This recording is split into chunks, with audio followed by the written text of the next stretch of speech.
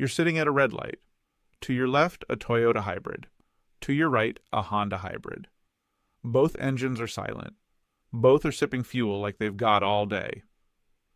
From the outside, they look like they're doing the exact same thing. They are not. Underneath those hoods, two completely different minds are making two completely different decisions, thousands of times per second. Neither driver has any idea what's actually happening beneath them. And by the end of this video, you will. So let's ask the real question. Which hybrid system is actually worse? Here's the myth almost everyone believes. Toyota equals best hybrid. Honda equals decent runner-up. Case closed, right? Not even close. Because worse isn't one thing. It's not just about fuel economy. It's not just about which badge shows up more often in reliability surveys. Worse has to mean something specific. Efficiency, reliability, complexity, how it actually feels to drive, long-term durability, and what it costs you when something finally breaks. If your definition of worst is driving enjoyment, one answer becomes almost obvious.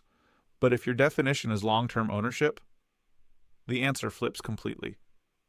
That's the trap in this whole debate. Before we can judge either system, we have to understand what each one is actually trying to accomplish.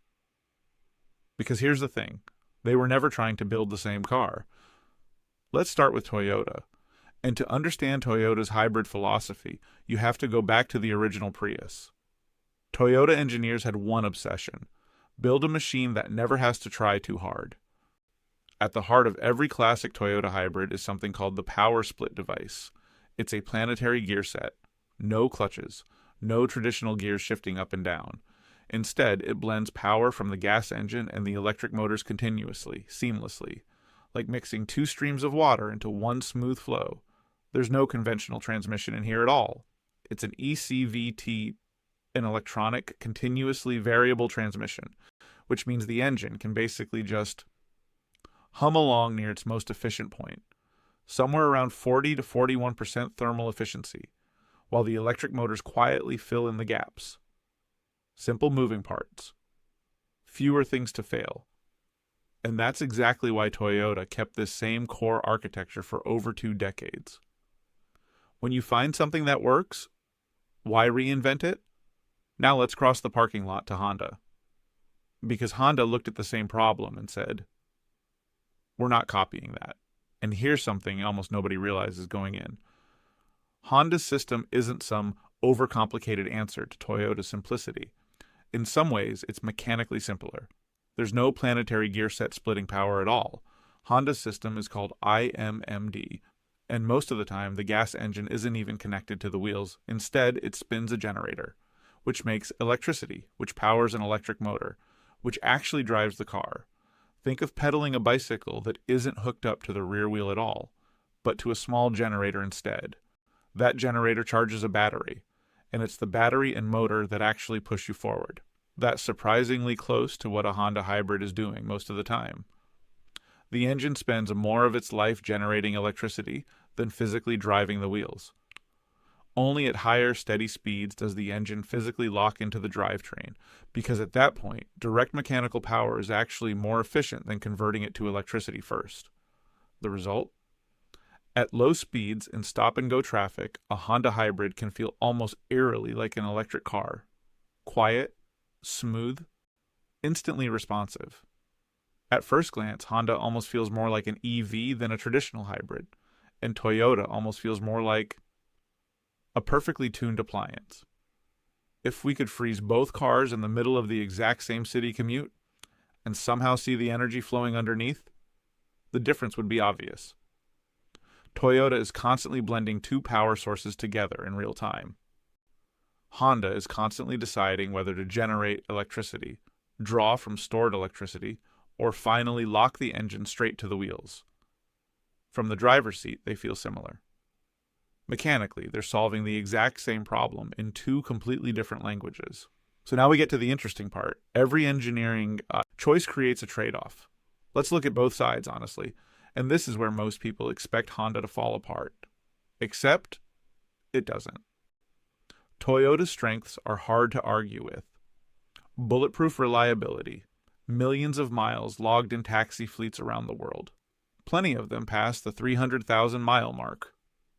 On the original hybrid battery, consistent fuel economy in almost any condition, but that eCVT has a personality quirk people love to complain about. Under hard acceleration, the engine revs up and just holds there. Loud. Kind of droning. While the car slowly catches up to the noise. People call it the rubber band effect. It's not dangerous, it's just not thrilling. Honda's strengths go in a different direction. The driving feel is more natural, more immediate. Throttle response feels sharper, more connected. It's honestly more fun to drive in daily situations. But that sophistication comes with more electronics working together behind the scenes. And in certain conditions, particularly sustained highway speeds, efficiency can dip slightly below what Toyota delivers. There's the trade-off, laid bare.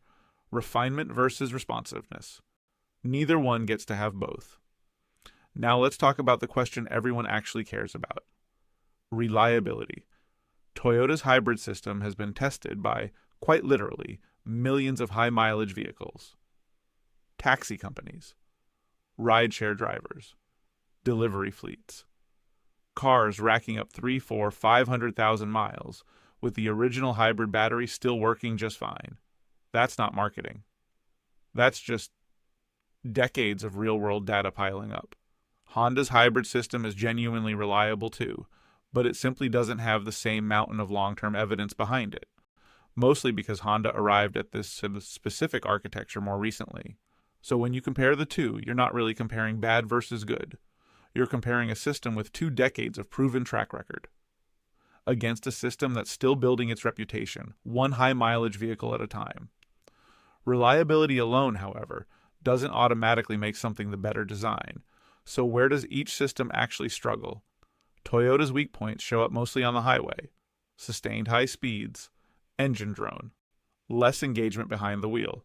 It's not designed to feel exciting, it's designed to feel invisible. Honda's weak points show up somewhere else entirely. Cold weather can affect how the system manages battery power. Sustained high-speed driving quietly erodes some of its efficiency advantage. And all that added sophistication means more components that, in theory, could eventually need attention. And this is where the title of this video actually gets answered. Which one has the worst hybrid system? Neither. They simply fail in different ways, under different conditions, for different types of drivers. So here's the verdict most people don't expect. Toyota isn't perfect. Honda isn't inferior. It depends on whether you're mostly driving in the city or cruising the highway. It depends on how long you plan to keep the car. It depends on your driving style, your climate, and honestly, what you personally value behind the wheel. The worst hybrid is simply the one that's wrong for your specific life. And that brings us to something bigger than just these two systems. What this rivalry really shows is 2 completely different engineering philosophies. Toyota chose refinement. Slow, careful, incremental evolution, generation after generation. Honda chose innovation. A willingness to rethink the entire approach from scratch, more than once. 2 philosophies. Both work. Both come with compromises baked in. So let's go back to that red light. 2 hybrids sitting side by side. Nothing about them looks different from the outside. Neither driver has any idea what's happening underneath their own hood, let alone the car next to them. But now you do. The point was never to crown one system as the best or shame the other as the worst. The point is understanding what each manufacturer was actually trying to optimize for, and then deciding which philosophy actually fits the way you drive. So, which one would you choose? Drop it in the comments.